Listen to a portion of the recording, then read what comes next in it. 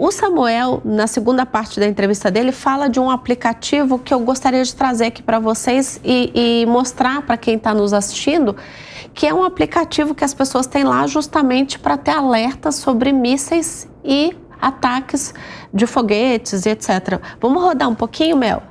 Esse aplicativo já tem alguns anos, ele já é bem antigo e funciona de acordo com a sua região. Ele toca de acordo com a região. Antigamente, quando vinha um míssil, tocava todo Israel e todo mundo se assustava. Então, agora não há necessidade. Como você tem o Iron Dome, que é a cúpula de ferro, que é aquele sistema de antimíssil, quando o míssil sai de Gaza, ele faz uma parábola. E o computador já vai ler a parábola, já vai fazer os cálculos necessários, vai ver aonde vai cair aquele míssil, vai tocar só naquela área, aí o seu celular vai tocar, e vai dizer Tsevadom, quer dizer cor vermelha, ou seja, perigo.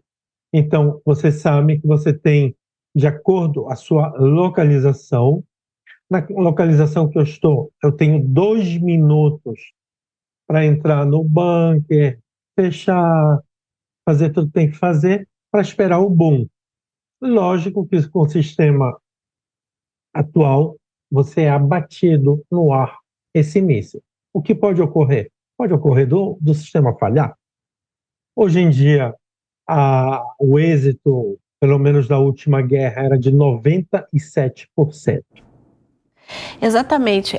Eu queria pegar essa fala dele, Cauã, e pedir que você explique também para quem está em casa o que é esse domo de ferro que tanto se falou durante toda essa semana nos telejornais, né? Explica para quem está em casa o que é o domo de ferro e o que é essa possibilidade aí que o Samuel explica, né? Que você tem aí 97% de chance de acerto. Mas você tem ali 3% de falha, e aí depois, quando você explicar, vou mostrar quando há falha o que pode acontecer. O domo de ferro é o nome que eles deram ao sistema de proteção antiaérea, né? O sistema antiaéreo de Israel. Todo o sistema de defesa antiaérea, ele é feito por camadas, ou seja, uma camada que protege lá a longa distância, outro a média distância e outro a curta distância. O domo de ferro, ele é a proteção a curta distância de Israel, até 70 quilômetros, ou seja, mísseis, drones lançados a uma distância menor de 70 quilômetros. Israel não tinha construído as outras camadas de defesa.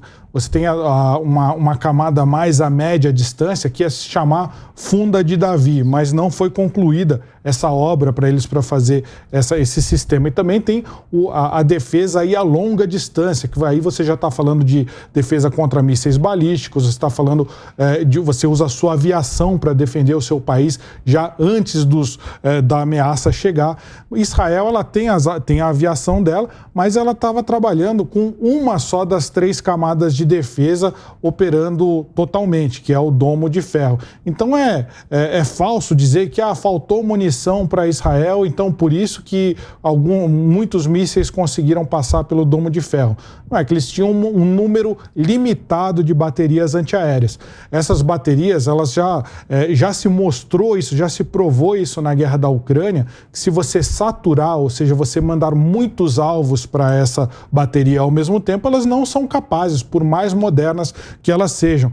Então, isso foi descoberto pelos ucranianos quando eles destruíram, por exemplo, o navio Moscou, lá em abril de 2022. Eles fizeram um ataque simultâneo com drones, com mísseis, com diversos projéteis atacando esse navio ao mesmo tempo.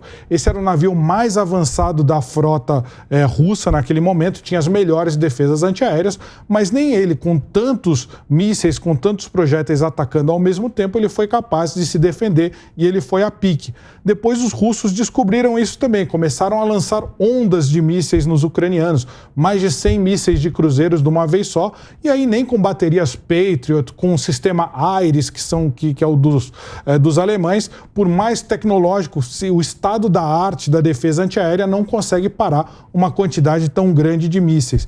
E foi isso que aconteceu com Israel. Lá em Israel você não conseguiu com as baterias existentes, dá conta. Foi mais um indício de que os terroristas do Hamas se inspiraram em técnicas de outras guerras e incorporaram isso na sua estratégia para conseguir vencer o chamado Domo de Ferro de Israel. E aí, quando há essa falha, esse míssil ou esse foguete acaba atingindo, né, os edifícios, as construções ali. A gente tem a fotografia, inclusive, de um prédio em Tel Aviv, que foi nos enviado por uma pessoa que estava lá nesse dia, e você vê ali a cobertura desse prédio, ela foi atingida possivelmente ali por um foguete, por um míssil, né? Não sabemos dizer.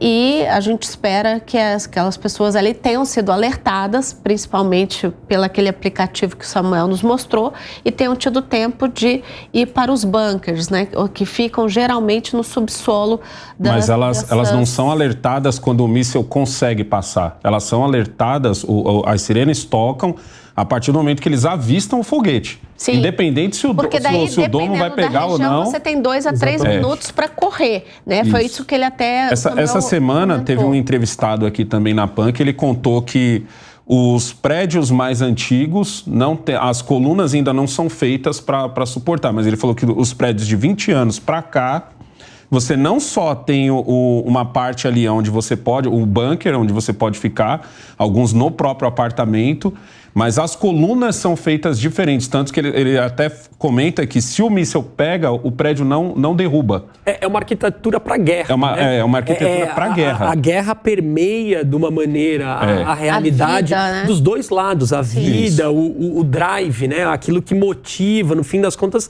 né? Se pensar que você falou que você viu muita gente armada em Israel, então assim, isso é uma coisa muito presente, assim, chocante nos primeiros dias, em termos quando a gente vê, porque todo mundo, existe toda uma mentalidade e um aparato voltado para isso. Isso é muito chocante, né? Mas é uma questão de sobrevivência.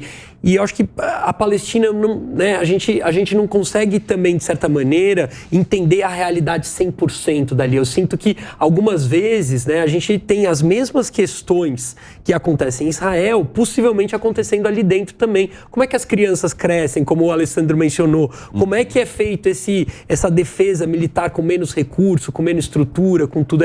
São questões que a gente não consegue, talvez, entender também 100%, mas é um aparato e é uma mentalidade, uma estrutura muito focada no conflito.